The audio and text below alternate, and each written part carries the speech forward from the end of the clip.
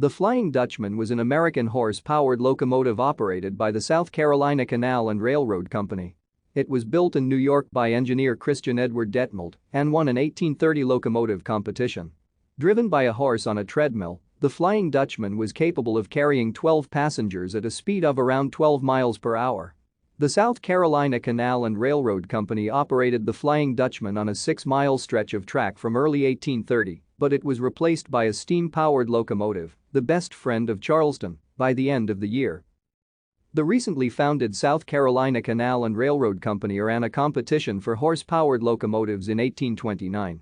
A $500 prize was offered for the best machine to be demonstrated. The Flying Dutchman was a locomotive designed and built in New York in 1829 by the engineer Christian Edward Detmold. It had a bench along either side that faced outwards, while the driving force was provided by a horse running on a treadmill in the center, connected to the axles by a series of gears. Thank you for watching. Like and subscribe if you would like to view more of our videos.